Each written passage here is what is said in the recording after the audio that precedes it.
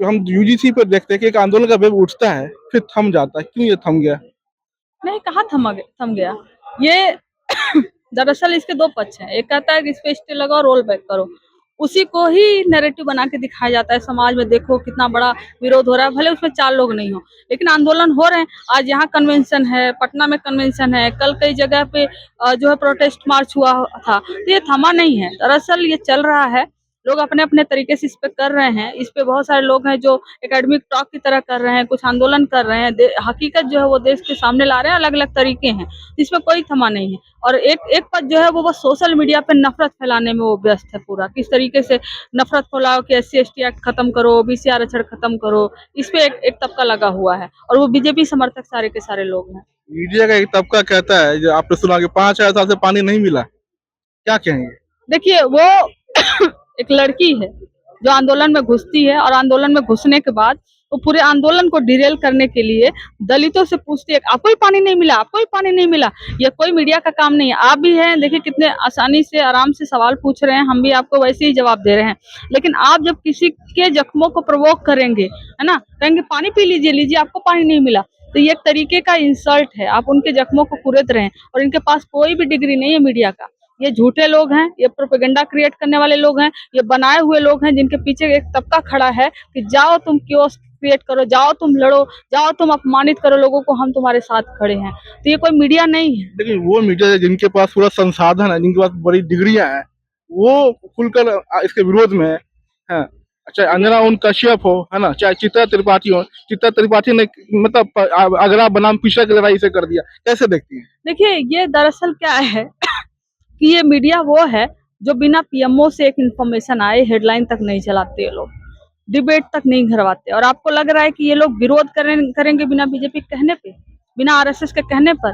तो एक चीज क्लियर हो गया कि UGC तो आया, इसका विरोध भी बीजेपी नहीं करवाया, RSS नहीं करवाया, इस पे स्टे भी बीजेपी और RSS नहीं लगवाया। तो इसलिए ये लोग बोल रहे हैं। इनको मालूम है कि सरकार यही चाहती है, सरकार बस चाहती है कि UGC लाओ, लेकिन उस पर क्योंकि सुप्रीम कोर्ट ने खुद कहा था UGC आए, लेकिन जब आया तो सुप्रीम कोर्ट ने खुद इस पे स्टे लगा दिया।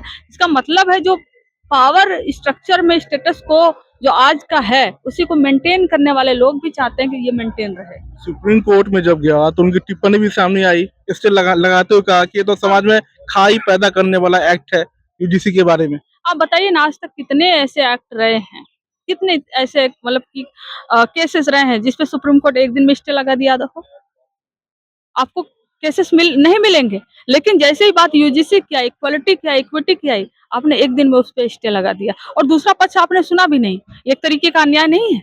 न्याय मिलने से पहले ही अन्याय हो रहा है। तो क्या सरकार का दबाव हो या खुद सुप्रीम कोर्ट भी जातिवाद का शिकार है? देखिए उसमें कौन लोग हैं ये कहने की जरूरत नहीं है, जजेस कौन है वो कहने की जरूरत नहीं है।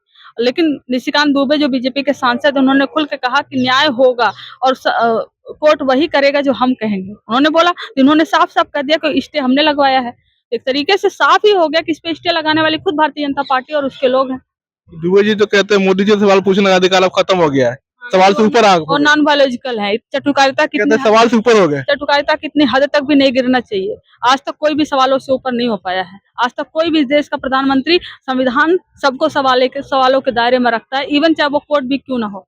प्रधानमंत्री जी सवालों के ऊपर हो गए हैं। कौन देगा करप्शन हो रहा है उसका, कौन देगा ट्रेड डील पर जवाब? आज तक एक भी उन्होंने प्रेस कॉन्फ्रेंस नहीं किया, लेकिन सवालों के ऊपर हो गए। मतलब ये जो चाटुकारिता है ना, ये हद लेवल की है। बस मंत्री बनना चाह रहे हैं, इसीलिए चाटुकारिता। 3 फाइल आया, उसके बाद जो है सो कांग्रेस के लीडरों की गिरफ्तारी हो रही है, कैसे देखती हैं इन दोनों चीजों को? नहीं देखिए, जांच यहाँ पर भी होनी चाहिए। हरदीप पुरी का जिस तरह से उन्होंने बोला है कि मैं कई दफा मिला हूँ और मेल एक्सचेंज हुए हैं, उस पे आखिर में जो भारत की विदेश नीति रही है और बहुत सारी चीजों में उसको उन्होंने एपिस्टीन से मिलकर कितना उसको इम्पैक्ट किया, इसकी जांच होनी चाहिए।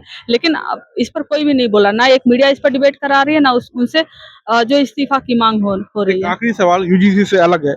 बिहार में परसों ही घटना है बक्सर की, रात में एक दुल्हन को गोली मार दी गई, तो क्या बिहार में हर जगह क्राइम है, हर जगह क्राइम है। नीट के स्टूडेंट का रेप हो जाता है, 6 साल की बच्ची, 3 साल की बच्ची, कहाँ नहीं क्राइम है? लेकिन अंधे हो गए, जंगल राज किसी को नहीं दिखाई देगा। ये सब यही है ना कि जब चाहे जिसे चाहे वैसे वो नैरेटिव में बदल देंगे। अपराध का गढ़ हो चुका है आज भारतीय जनता पार्टी, जो रूल्ड स्टेट है, लेकिन उनको दिखाई नहीं देगा। सम्राट चौधरी फाइल दिखा रहे, मेरे पास सबकी फाइल पड़ी हुई है, बोलते हैं विधानसभा में। खुद की फाइल दिखा दें, खुद तो क्रिमिनल रहे हुए हैं, फर्जी डिग्री रही हुई है। ऐसे लोग जो है कि डिप्टी चीफ मिनिस्टर बन बिहार जाएंगे तो में न्याय- कानून व्यवस्था को कैसे अब देख रही हैं इस घटना के बाद से? कानून व्यवस्था गौन है, कानून व्यवस्था के नाम पर जीरो है। कहीं भी किसी भी उम्र के बच्चे के साथ रेप हो सकता है, हत्या हो सकती है। कानून व्यवस्था आंख मूंद कर सोई हुई है, कोई जांच नहीं हो रहा है। नीट की छात्रा के मामले में जिस तरह से गोल गोल घुमाया जा रहा है, क्या कहेंगे? एक आखिरी सवाल। देखिए, उस पे आप गिरफ्तार लोगों को करवा रहे हैं, इसका मतलब आप किसी बड़े लोग को बचा रहे हैं।